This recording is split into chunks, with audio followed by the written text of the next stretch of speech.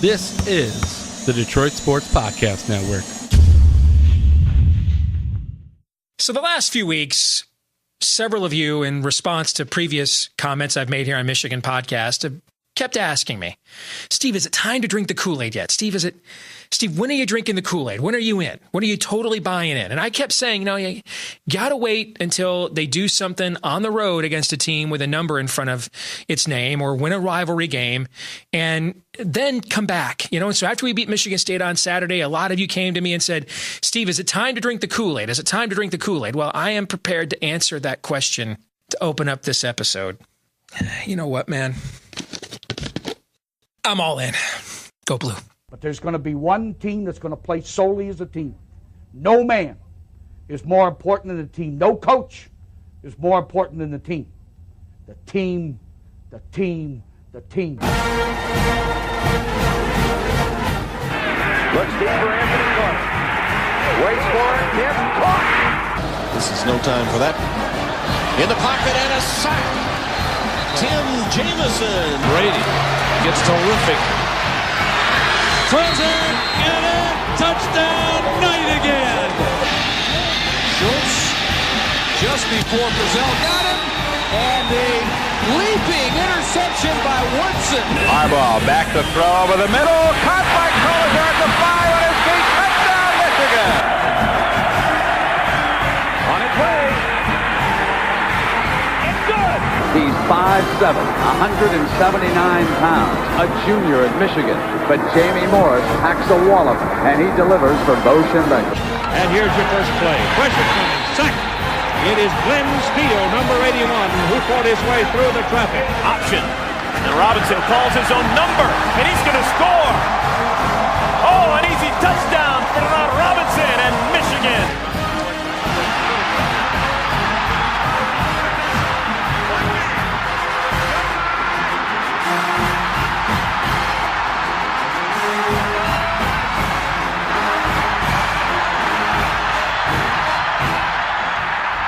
Win it. We're going to win the championship again because we're going to play as a team.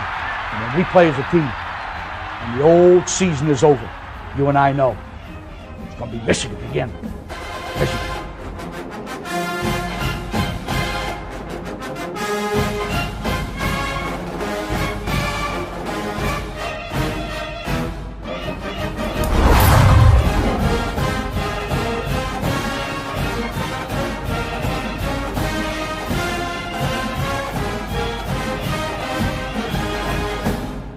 Go Blue, and welcome to this week's edition of Michigan Podcast, where it is bottoms up. Effervescent. What a game it was as the Wolverines dominated Michigan State. Order restored, balance brought to the force as Michigan finally put on those white uniforms and played a team with a pulse and a number ahead of its name, and got a big win, dominating Michigan State, holding Michigan State to its third lowest total yardage mark in a single game in the history of the program. Brian Lewerke, Michigan State's fine quarterback, had the worst completion percentage by a Big Ten quarterback in a game in a quarter century. And Michigan did this, by the way, without a guy who could be a top 10 pick in next NFL's draft, and that would be Rashan Gary. It was a total team effort. Michigan ran for nearly 200 yards against the number one rush defense in the country, at least what was the number one rush defense in the country. And they broke Sparty's will, and they punked Sparty's manhood in the process. And also, Coach came home. I got a little verklempt. I've been accused of being a Jimmy Slappy, and I don't know why. I mean, I wore number 4 every time I could playing sports growing up. I used to create my avatar in NCAA football and give myself number 4 again, because that was Jimmy's number when he played for us back in the day. I know I got a tad carried away when, we brought him back home to coach the team, Slappy's a strong word. I was pretty much a Jimmy Slappy. But like many of you, over the last year or two, I've kind of wondered, where's our Jimmy? It's been more Coach Harbaugh. It's been more Jim. No, we need Jimmy. We need someone who brings a Microsoftian edge to our IBM, if you know what I'm saying. Somebody merciless, somebody cutthroat, somebody who will recruit to the whistle, and then when the referees aren't looking, maybe just keep recruiting after that, if you know what I mean. Somebody who is willing to say, it's not just enough to beat you. We want to punk you. We want to beat you. Where's the guy that ran up to Rick Neuheisel when he was coaching at UCLA and said, how'd you like that one, Ricky? Where's the one that caused Pete Carroll to look at him and say, man, what's your deal? Where's the guy that almost got in a fist fight with Jim Schwartz? Where have you gone, Joe DiMaggio? Well, he's back, baby. He's back. And we saw it on a couple of plays on Saturday. The big bomb to Donovan Peoples-Jones, but when we really saw it, was when Michigan went for it on 4th and 2 rather than playing defense and punting. And when they went for it and got that first down, folks, I got to tell you, I leapt out of my chair in the man cave and I lost my poo, man. I was so freaking fired up. I don't even remember what I said. I just remember my son Noah looking at me like, I've never heard those words in this house, and I had to apologize after. But I'm like, that's our guy. That's our guy. But little did I know there was more to come, ShamWow. And that would be the post-game punking, calling Michigan State and D'Antonio Bush League, calling them out. Then there was the press conference punking, talking about how maybe they played Brian Lewerke when he was injured, saying it's not the players, it's the program, quoting Mark D'Antonio verbatim. Oh, yes. See, we've been hated because of Jim for the last couple of years, and I can't really figure out why. Because we haven't really been the brand of football that would cause this kind of backlash. So my problem with Jimmy being hated was not that he was hated. I just didn't think we had earned that hate. Like, I mean, if we're going to be son of a guns, then let's go. I mean, I want to be hated but I want us to earn the hate. I want us to earn the hate. That should be a slogan, like earn the hate. Yeah. I think we earned some of that hate on Saturday. And as Chase Winovich said on Twitter, I apologize to nobody. Oh, that was a thing of beauty to watch. It was a thing of beauty to watch them try to Sparty it up with the rain and the turnovers and the personal fouls, and yet we still beat them at their own game. And now here we are with a bye week, one more leg on the revenge tour, Penn State coming in, and we get Penn State after they play Iowa this week. So Penn State playing, if we're not the most physical team in the league, then Iowa is. And so, that's going to be a brawl. Maybe they'll be, a little bit beat up before they come in here to the big house for the last leg of the revenge tour.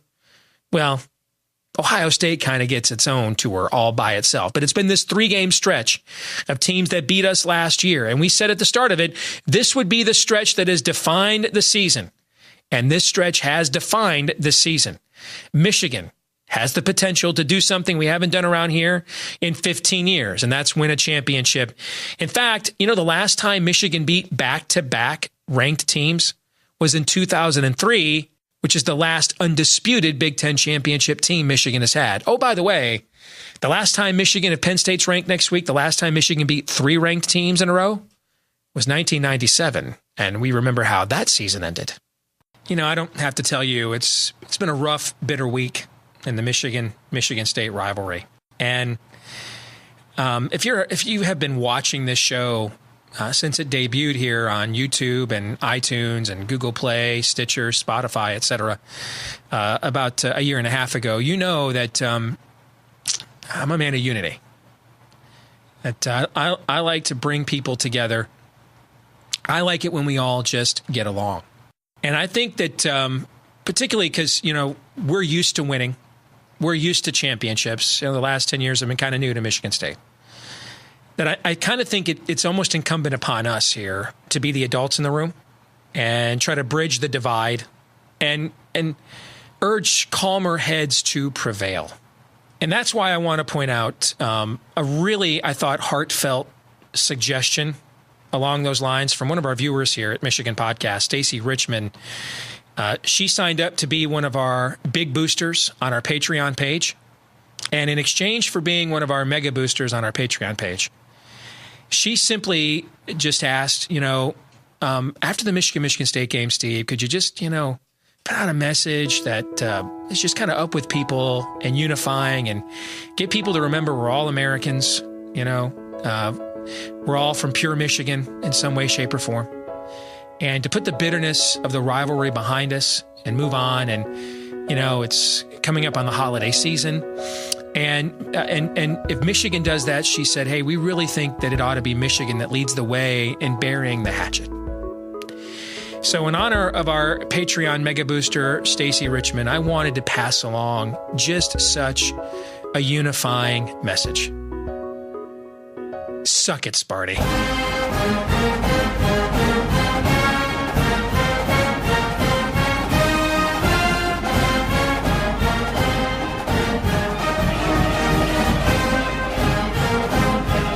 Back here on Michigan Podcast and joined by my partner over at Wolverine Digest from WTKA in Ann Arbor, Michael Spath. Good to see you, Michael.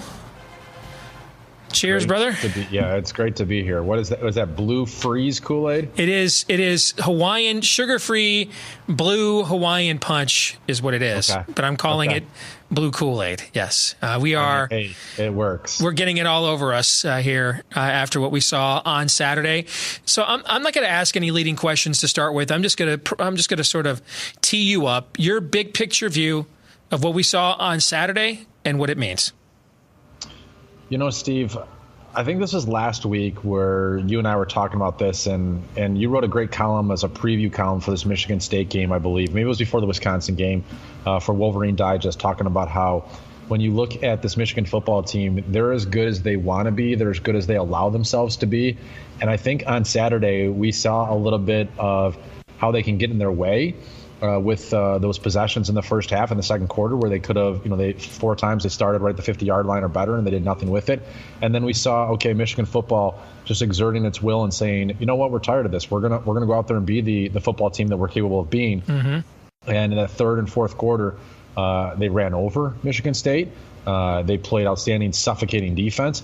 They made the big plays down the field. A good old Red Berenson-ism is your best players have to be your best players. And on Saturday, Michigan's best players were exactly that. And Michigan's best players are, I don't want to say significantly, but there's a noticeable gap between them and Michigan State. And I'm having a lot of fun. I know you had a lot of fun after the game on Saturday.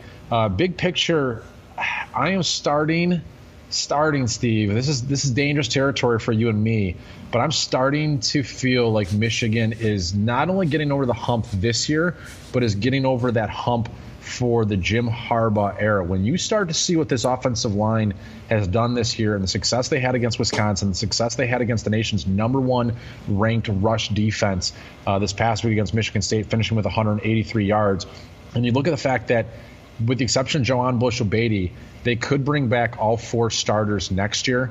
You look at the defensive line, and you've got, you're probably still going to lose Rashan Gary. You're definitely losing Chase Winovich, but you've got a lot of young talent there. To be a successful program year in, year out, you have to be extremely strong along the line of scrimmage.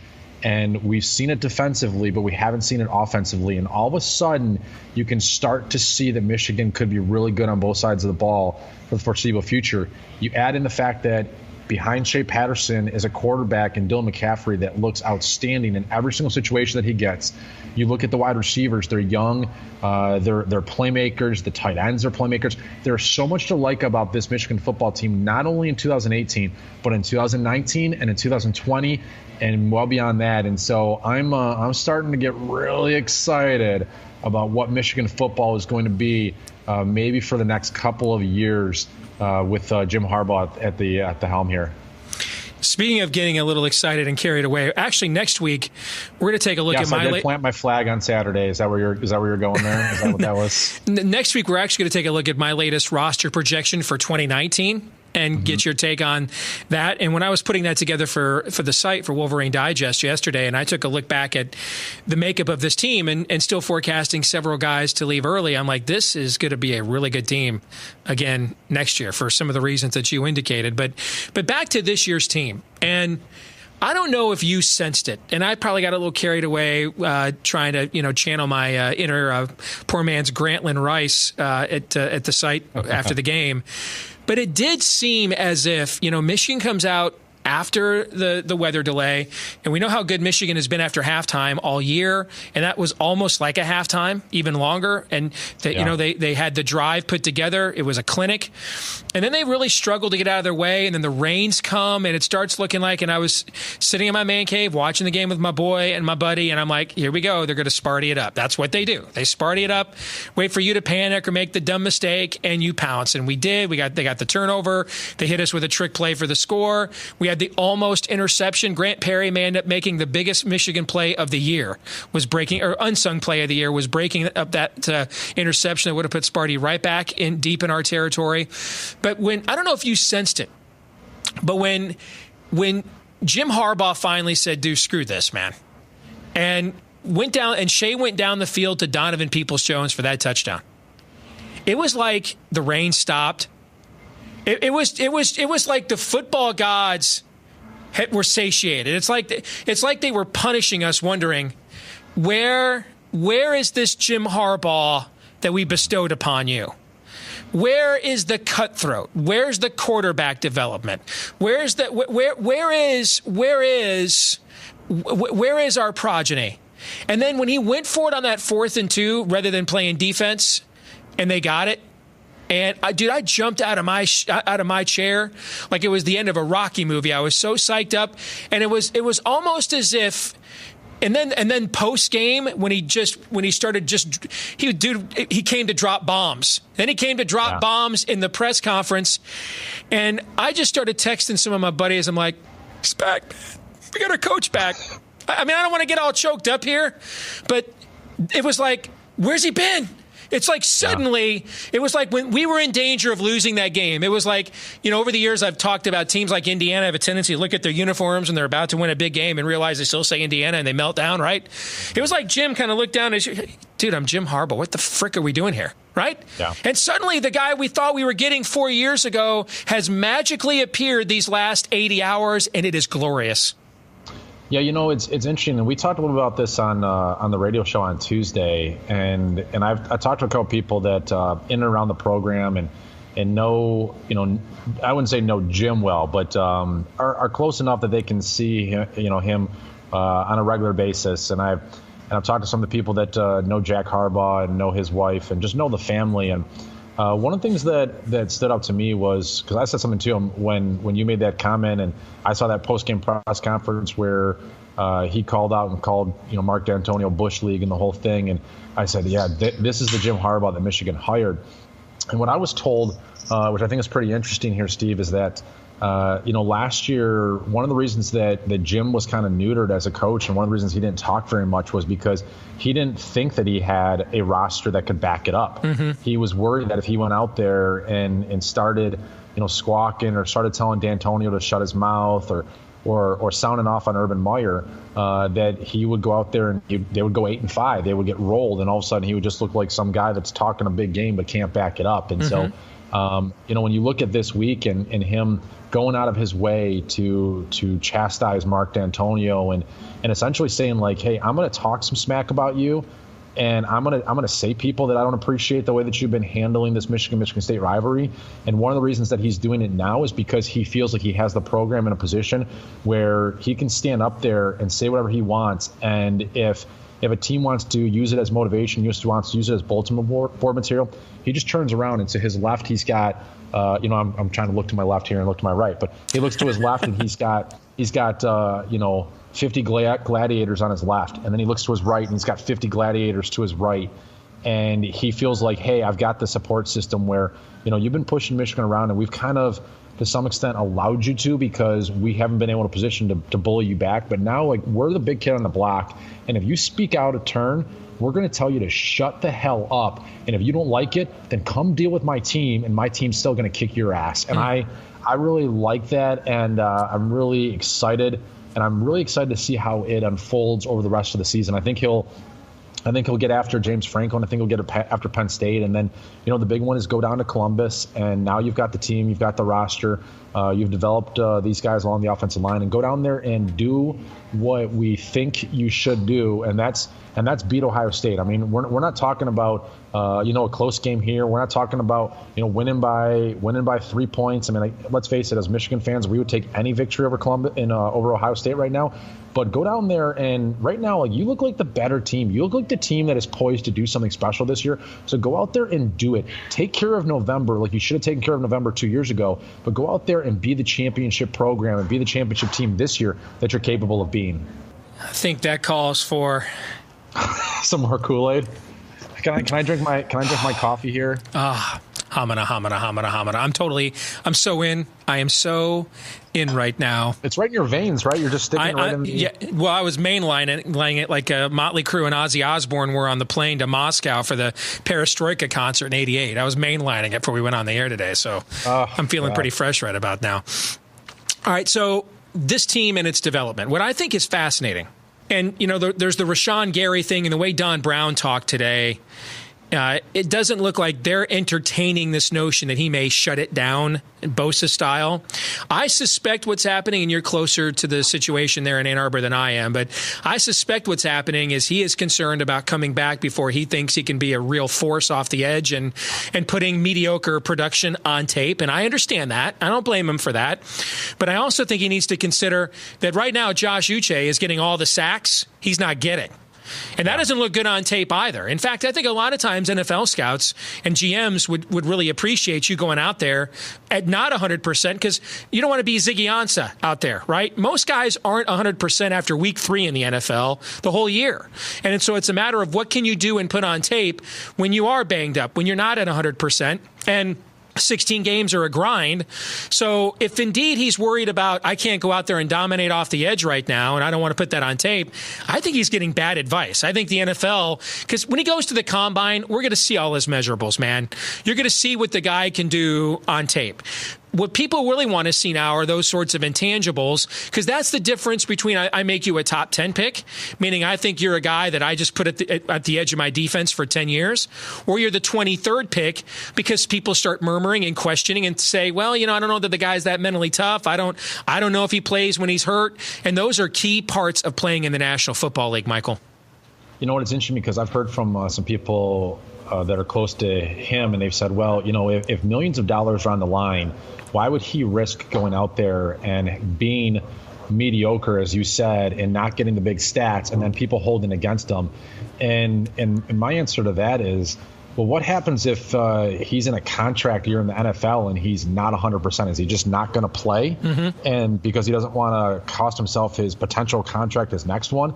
And it's interesting to me because, Steve, one of the things that I've been fortunate enough to do in my job, covering Michigan now for, 16 or 18 years, whatever it's been, is I've had a chance to meet a lot of former football players. And so, after this Rashan Gary stuff kind of sprouted up, I asked a whole bunch, and it's really interesting to me because you can almost divide this in I don't want to say half. I think it's 3/4 on one side and 1/4 on the other. And, 2 guys from the 1970s, 1 guy from the 1980s, 2 guys from the 1990s. And all 5 of those guys, when I said, what did you make of Rashan Gary and Jim Harbaugh's comments that, the medical staff cleared him, but it was his decision? And they said, look, as a teammate, if one of my guys did this, if my medical staff told me that I knew that my guy was good to go, that he could play. I mean, yes, he's not going to be at 100%, but guess what? We had Steve Everett play with a broken jaw. Mm-hmm. We had guys played with bum hamstrings. We had guys play with broken fingers. We had guys play with taped up ankles. We had guys play with bad backs. I remember Chad Henney's arm was literally falling off against Michigan State in 2007, literally falling off. Absolutely. And so he's like, everybody's playing through something, and we just went out there and played because it was about the team. And it was about sacrificing yourself for the betterment of a championship run. And frankly, according to a few of these guys that I was talking to, was like, look, if this was my teammate and I knew that the medical staff cleared him and he just chose not to play because he wanted to protect his draft stock, I'd have a major problem with that. And then the interesting thing is that I talked to 2 guys, both that have played since 2010, and I asked them the same question, and both guys were like, look, he's got to protect his draft potential and the money that's on the line nowadays, and with CTE and with taking his family out of a bad situation, do I love it? No. But would I do the same thing if I was in his position? They're probably yes. And so that's just how football has changed a little bit. And that I don't know when that dividing line came, but like, I'm not gonna stand up in front of Rashan Gary and be like, look, you're selfish or you're costing your team. No, like, I don't think he's selfish. I'm not a crazy person. Yeah. But well, yeah, that's the other thing. Yes. I mean, but I think there's a little bit of if the longer this goes, I think the more that this becomes an issue, as we talked about it with Nick Bosa. I mean, it's about a championship. And, sure. And I can understand, like, you don't want to go out there and put a product on film that doesn't look very good, but I think you're going to get knocked by NFL GMs for not playing through it and for having that's my concern. Seasons, mediocre stats. Yeah, to me, listen, I'm a capitalist, and I think when you've got a God-given ability that you have honed and created into the skill set that Rashan has, and you've devoted your craftsman and workmanship to it, by all means, protect that investment and capitalize on it. To me, that's my concern. I think he's getting bad advice. I mean, the guy down there at the bottom of the screen beneath you has a top 5 all-time win percentage in the NFL. All right. And when the NFL scouts come in here in January, February, and March, and they do their okay, we looked at the tape, we got the combine workout in. All right, what kind of person is he? Why didn't he play? And Jim's not going to lie to him because he's got future players that he wants the NFL to believe him on. He's going to say, hey, our doctors cleared him, make up your own mind. In today's NFL, you play most of the time hurt. You're rarely fresh. The whole time. It's such a violent game, and it's not that we're not 7-3 either. This isn't Christian McCaffrey sitting out the Sun Bowl. This isn't Leonard Fournette sitting out the Music City Bowl. His team's number 5 in the country. It does nothing to help his NFL draft stock. Nick Bosa had surgery. He's got a core muscle where he could aggravate that and be out 8 months at any point in time, okay? This is an AV joint in a shoulder, the kind of thing guys play through in the NFL all the time. It doesn't help.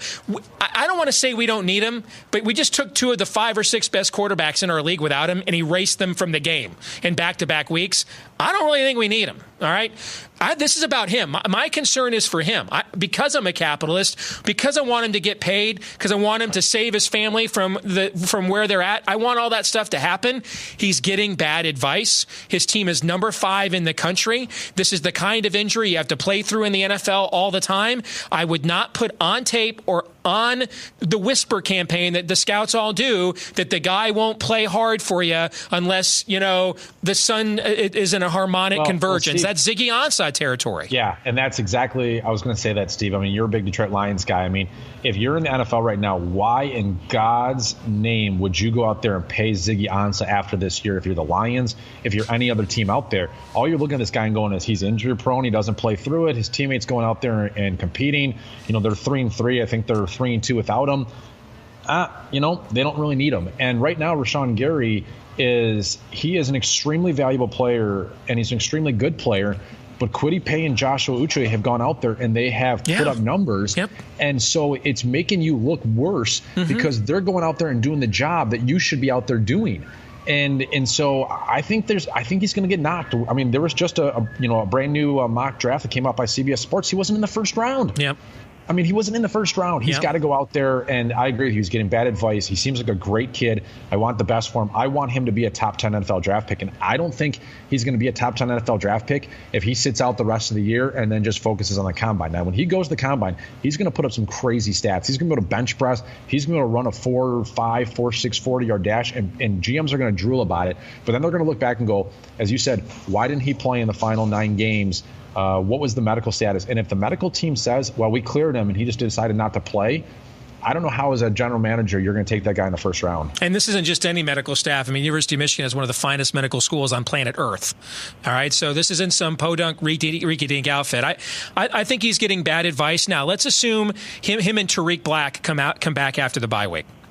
What you're then seeing is, at a time of year that a lot of teams' depth is being tested and they're getting banged up, you're seeing Michigan get back potentially 2 of its 5 or 6 best players, and you're seeing Michigan get healthy as we get to the final stretch of the season. That's kind of a scary proposition, Michael. No, I mean, look, as good as Joshua Uche and Kwity Paye have played, I mean, when you're going up against the run, when you're going up against, Don Brown was talking about it today, that he could put Rashan Gary on the inside and Kwity Paye on the inside, and then have Joshua Uche, Kwity Paye, Chase Winovich and Rashan Gary lined up as in a third down situation or a second and long situation. We just saw Dwayne Haskins from Ohio State throw the ball 73 times in that game. Can you imagine if he has to throw the ball 73 times and you can put that defensive line together? How scary that would be for Ohio State to try to block. That would be huge. You get Tariq Black back. You have a week here to kind of acclimate him and figure out how he fits into the system. And you're absolutely right that, knock on wood here, but Michigan's been really fortunate with the injury situation so far, and they're about to get, 2 free agents that come in and can really help them out. And so, let's hope that when we get to November, we're talking about the impact that Rashan Gary is having on this Michigan football team, and that he's going out there and doing all the things that are going to leave a tremendous legacy at the University of Michigan, both as an individual and as part of a great championship team. And I'm so excited. I'm loving where Michigan football is right now. And I don't know how you don't get swept up in this momentum and dream big. I mean, that's where we're at as Michigan fans right now. I was just talking to some buddies about, like, hey, should we be getting our tickets to the Big Ten championship? Should we be getting our hotel room in Indianapolis? And I'm like, why not? Why not? I mean, it's time to really think that this program is turning the corner, and certainly have to win a couple more games in front of it. But I'm really excited. The Kool-Aid is gone. It's been gulped. It's been I've gotten that second batch going. Love where this Michigan football team is in this season, and really starting to believe that the following years are going to be just as good because of the depth, because of the talent that they've been accumulating, and because for the first time since 2015, Jim Harbaugh has the right mixture of coaches on his staff. And it's been since Judd Fish left, since Tyrone Wheatley left. He has got, arguably the best offensive line coach, the best defensive coordinator, the best defensive line coach, outstanding secondary coach in Mike Zordich, the wide receivers, Jim McElwain, the quarterback. I mean, everybody is doing their job. And so I'm really excited about this future of Michigan football. Final question. Let's go to basketball, which had its media day this week. Number 19 preseason in the AP poll. Beeline says, and John says this pretty much every year, that this is the toughest schedule he's played yet. The only 2 Big Ten teams in the preseason AP top 25, which is meaningless. And I know I'm angering people by keep saying this. I really think a lot of people are sleeping on Nebraska basketball, but we'll talk about that as the season gets more into Big Ten play. But what's your early read on this team? Your cohort there at WTK, Zach Shaw, has pointed out they've got 9 top 150 recruits on the roster. I would guess probably not since Bill Frieder was bringing guys like Glenn Rice off the bench. We've had that many consensus national recruits, because when you bring in like Fab 5 classes, the next class or 2 doesn't have a lot of great stuff because those guys know they're not going to play. So I think there's a lot of depth there. But with all the potential line combinations and the youth, I wonder if we might see a slow start before they figure out what the right 7, 8, 9-man rotation is, Michael. But what do you think? I think this is going to be one of John Beeline's greatest challenges, honestly, since maybe the Stu Douglas and Zach Novak years, where he had a 4 in Zach Novak, who was only 6'4" and was having to guard guys 5, 6, 7 inches taller than him. And the reason I say that is because John Beilein has built a successful program on the ability to hit the outside shot, space the floor, and create opportunities for his guards to penetrate. And I agree with Zach in this respect. As I look at this team, and I don't know who the shooters are. Xavier Simpson, is not going to be a 3-point threat. Charles Matthews, if he can get to 38% from behind threes, is probably his high point. Jordan Poole, Ignas Brazdeikis, the true freshman, they're going to need these 2 guys to really be those gamers on the outside and be hitting those big shots and spacing the floor for Michigan. And so I'm just not sure yet if they're going to be able to do that. And then I tell you, one of the other really big keys for me is Xavier Simpson at the free throw line. Xavier Simpson is someone that can, as we saw last year, can get to the hoop. I'd like to see him penetrate and either kick out or put that layup up at least 10 to 12 times per game. In the 25, 30 minutes he gets. But if he's going to do that, and they're going to foul him, and he's going to shoot 60% from the foul line or worse, that's going to be Michigan's going to go as far as Xavier Simpson as a point guard and his ability to hit free throws. Charles Matthews and Jordan Poole can space the floor as 3-point guys, because we know that they can get to the basket. We know that they have better size than they've ever had. We know that the defense is going to be there. But can those guys hit the outside shot consistently, and can they hit the free throws consistently? Because I think there's a lot of penetrators on this team. I think between Matthews and Poole and Xavier Simpson and David DeJulius and Russ Dykes and Brandon Johns, they're going to be able to get to the basket, but can they were one of the worst free throw shooting teams John Beelin's ever had last year. And if they do that again, then I think their ceiling is closer to, third, fourth place in the Big Ten. And, if they get past the first weekend of the NCAA tournament and get to the second weekend, that would be a huge boon if they're going to shoot free throws as poorly as they did a year ago. And don't sleep on Isaiah Livers. He was a rise-up shooter in the corner there, and he was a key bridge at a time when Matthews went into that early slump in Big Ten play before Xavier Simpson really asserted himself there at the point.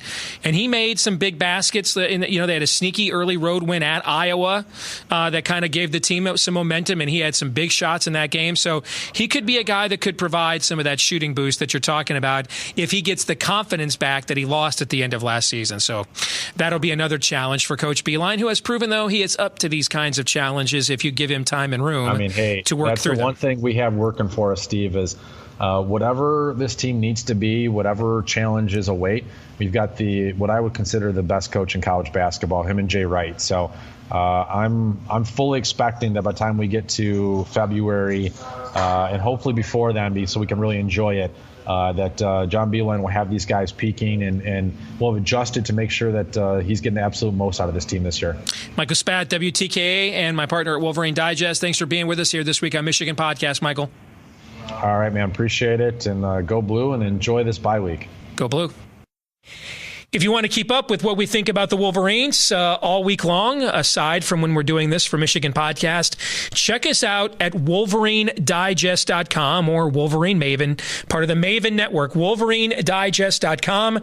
Myself and Michael Spath from WTKA in Ann Arbor, we keep you up to date with our commentary all week long. And one of the really cool things I love about how this site works is that the sidebar there where we can give you, almost like a Mike Florio does at Pro Football Talk, where you can give you little mini updates via Twitter and other interactions, things that you probably want to know, be aware of, but don't require 500 to 700 word columns.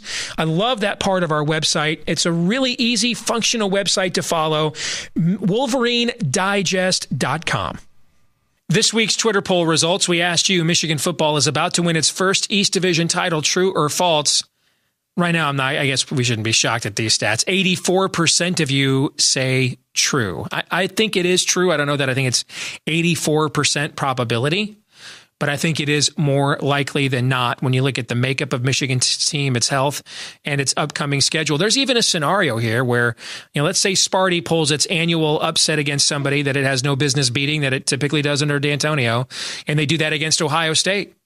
If Sparty beats Michigan State and Michigan wins the next 3 games, Michigan will have clinched the East Division before even playing that game in Columbus. Wouldn't that be ironic if Sparty could do Michigan a solid by helping us clinch the division before we even have to play the game? That'd be something, wouldn't it?